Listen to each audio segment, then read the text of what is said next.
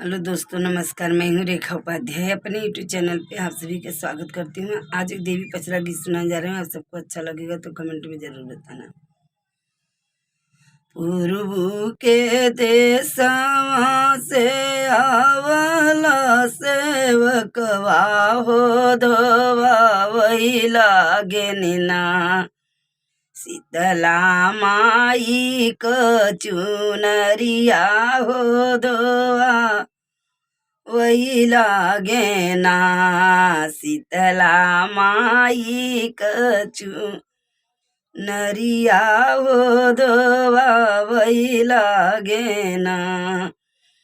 चुनरिय धोई धोई डाली लवंगे कड़रिया हो झुराए लागे ना।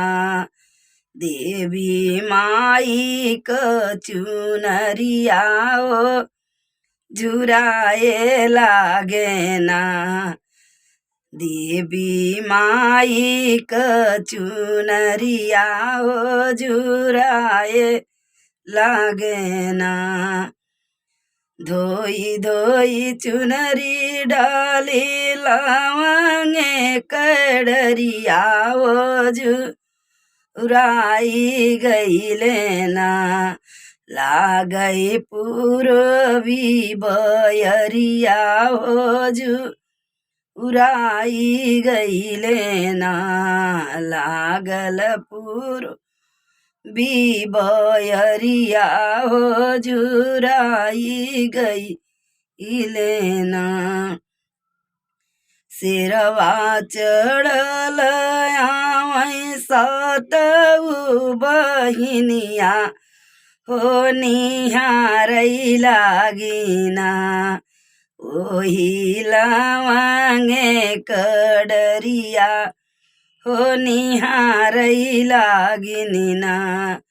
ओही लवंगे कड़रिया हो निहारै लागिना।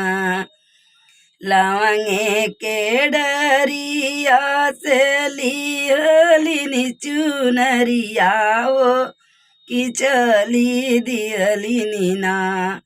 मैया बिया के छहिया हो कि चली दिहलिना।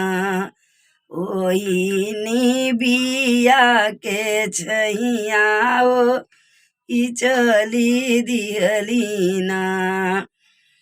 चुनरी पहिरी मैया बोल जय करवा हो चल हो बहिनीना। ओही सेवका नगरिया हो चल हो बहिनीना। देखी सेवका दुअरिया हो चल हो बहिनीना। एक बन गईली दूसर बन गईली हो तीसरे बनवाना।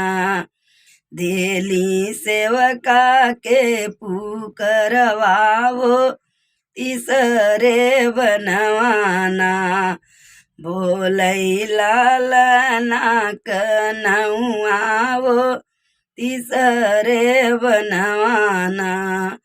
बोलै लालना कनौआ हो तीसरे बनवाना। घर में से निकलली मैया क सेवकवा हो बहारै लागिना।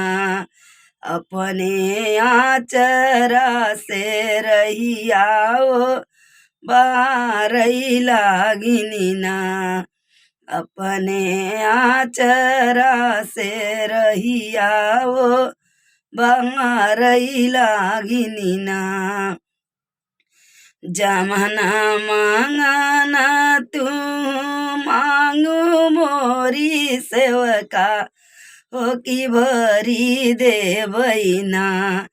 तुहके धन दौलतिया हो कि भरी देवैना तोहा के धन दौलतिया हो कि भरी देवैना धन नहीं चाहे मोरी मैया धन दौलतिया हो कि नहीं चाहे ना हमके सोने क महलिया हो कि नहीं चाहे ना हमके सोने क महलिया हो कि नहीं चाहे ना हमके तराकू मैया चरा के छैया हो कि हमके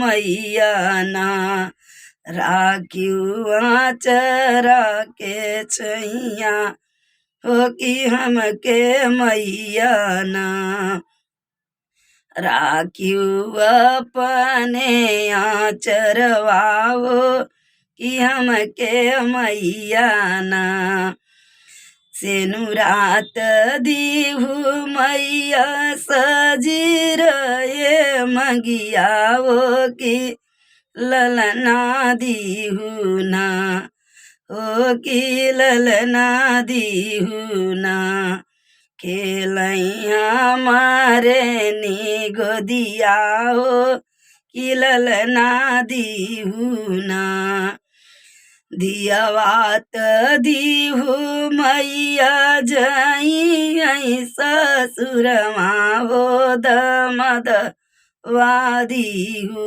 ना ओ दमद वादीहू ना बैठे लाली पलंगरिया ओ दमदवादी हुना बैठे लाली पलंगरिया ओ दमदवादी हुना।